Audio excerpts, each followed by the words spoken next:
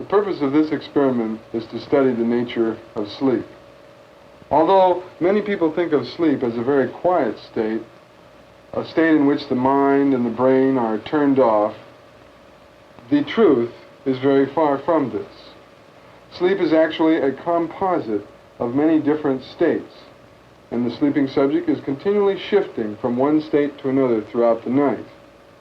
This shifting between stages does not occur at random, however. There is an orderly sequence of changes that repeats itself approximately every 90 minutes throughout the entire night. The stages of sleep are defined by the physiological activity with which they are associated.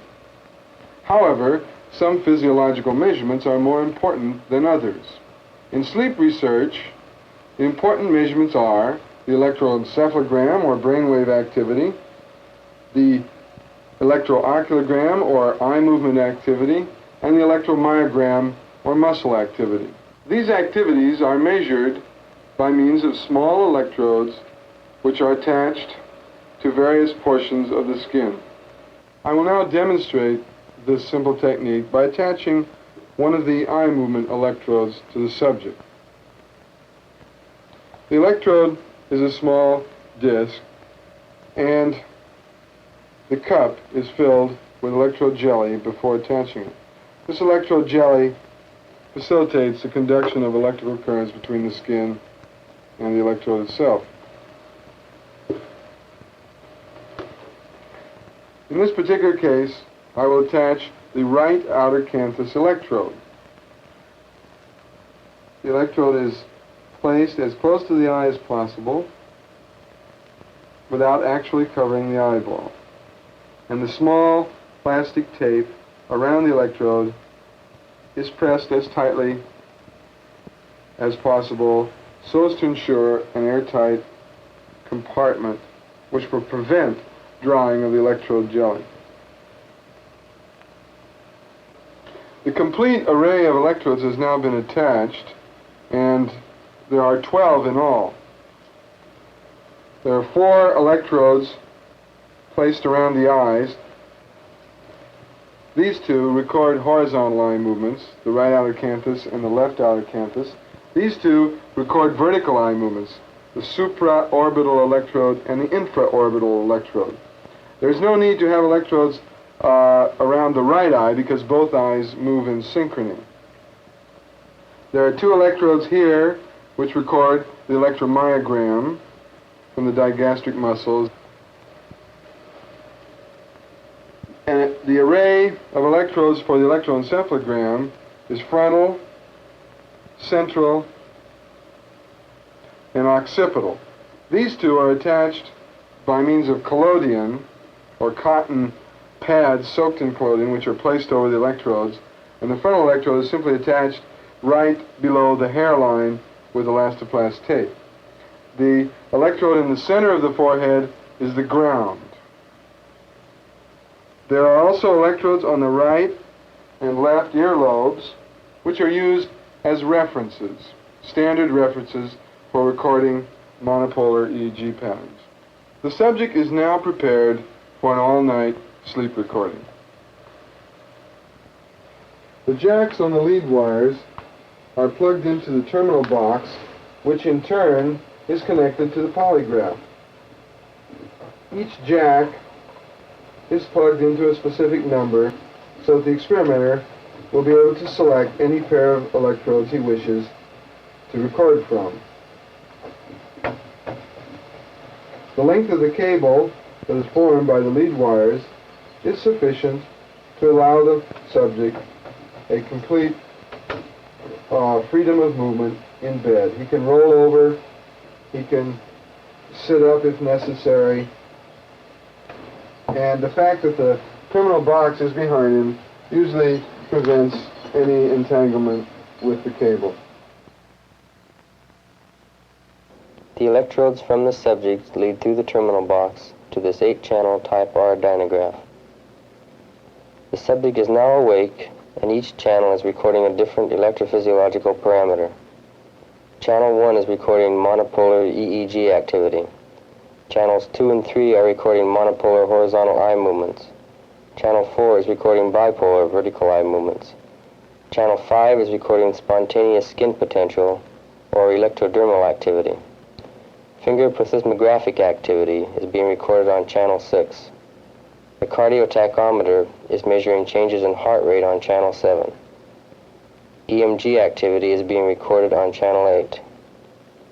I will now have the subject move his eyes in the horizontal and vertical planes.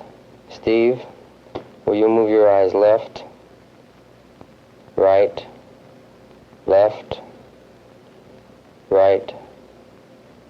Now look straight ahead. Now up, down, up, down.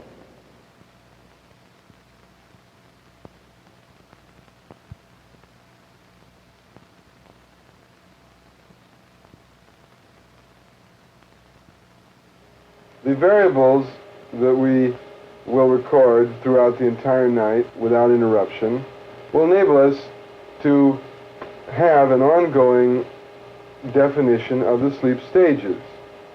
These stages recur in a consistent fashion throughout the entire night, and the way in which they recur is very consistent from subject to subject.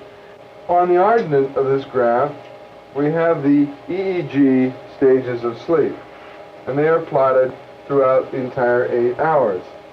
If one follows the EEG through the night in this manner, one sees a sequence of changes going from 1 to 4 and back to 1 that recur repeatedly throughout the entire night. The points to make here are that the progression to stage 4 only appears twice, and after that the progression is only to stage 2. In association with the repeated occurrence of stage 1 are the rapid eye movements. It is during these periods of rapid eye movements and stage 1 EEG that dreaming occurs. The evidence for this is that when subjects are awakened during the REM periods, they will remember dreaming with great vividness and clarity.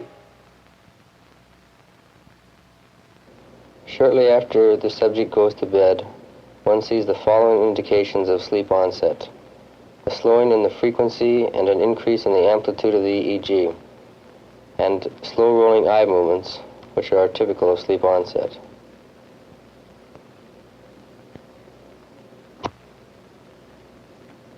Approximately 10 or 15 minutes subsequent to sleep onset, the subject enters stage 4 sleep, as is indicated by the predominance of high amplitude slow wave EEG activity.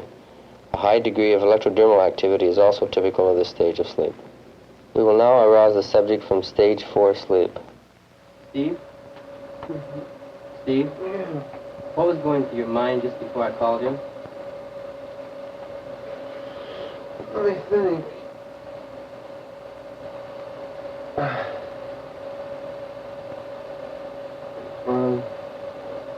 nothing very clear that I can remember. Did I have to think about it for a moment? No, I can't recall anything very clearly. Nothing that stands out. Did you feel like there was something and you just forgot? Yes, that's right. I feel like there was something that was going on, but I can't quite tell what it was. You can't remember any details. Were there images? No. No images. So you think this was thought-like? Mm-hmm. Okay, you can go back to sleep now.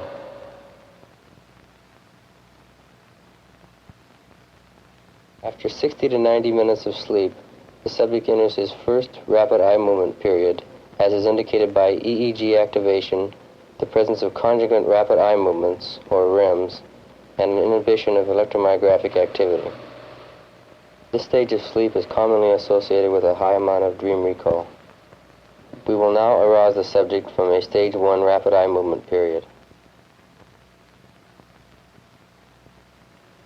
Steve? Steve, what was going through your mind just before I called you?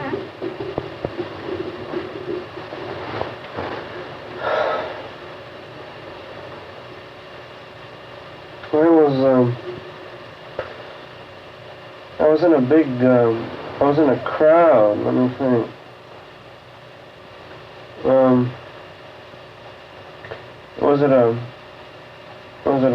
Was it a baseball game? Was it a baseball game? And I was in the crowd at the baseball game, watching the game between the teams, and I was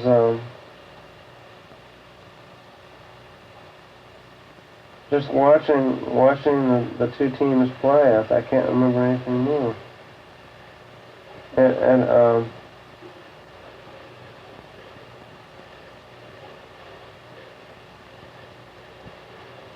Do you remember the particular sequence of action you were watching at the time you were awakened? I was paying particular attention to the pitcher and how he was throwing the ball at the plate for the hitter. But I wasn't watching the ball in any particular way. I was just watching him throw the ball, watching his motion. And I was attempting to, I think, slow down in my mind his motion so that it would look like he was throwing it in slow motion in my own mind. But I wasn't able to do that very well. Studies of sleep, utilizing the measurements that we have demonstrated, and similar studies in experimental animals have enabled us to learn a great deal about the physiology of sleep, with the aim of understanding how it functions and how it serves the biological economy of the mammalian organism. Another problem is the relationship between these physiological variables and dreaming. To put it simply, how is it that we see, hear, smell, and touch things that aren't really there during these intriguing REM periods?